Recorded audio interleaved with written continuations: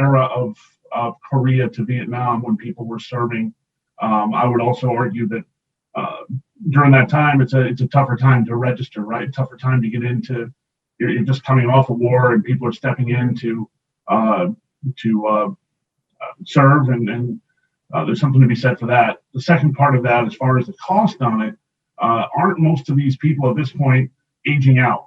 And it's somebody that we should be stepping up more for and looking out for more for those who are elderly. Excellent question, Representative. Thank you. And when I say philosophical difference, what I meant is I believe that we should look at it from a philosophical standpoint, what is the right thing to do? And that while money drives everything, that money, I don't say is secondary, but it is, I guess, first among equals, and that philosophical approach being the equal to it. That being said, the draft did continue from 53 to 65 and throughout Vietnam and until the early 70s, as we know, as a result of the Vietnam War was eliminated. So there was both volunteers as well as draftees going in at that time. So let me be clear though, that everybody who is a veteran, whether it is wartime service or not, qualifies for VA benefits based on their disability. It doesn't mean if it's service connected, whether it was in wartime or not in wartime, they are covered. The bulk of those receiving VA benefits at this time, federal VA benefits, are non-wartime service veterans when you go across the entire country. So there is no distinction there from veterans benefits. Now, those who are injured in combat obviously will be getting some additional VA benefits because that is in federal statute. What I encourage you to look at is at the state level, there are very few benefits that are solely wartime service based.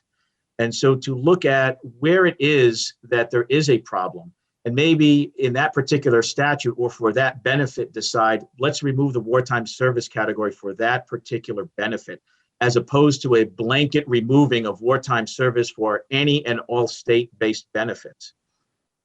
Again, State Veteran Cemetery, our residential facility, our skilled nursing facility, all of those are veteran-based. They are not veteran plus wartime service-based.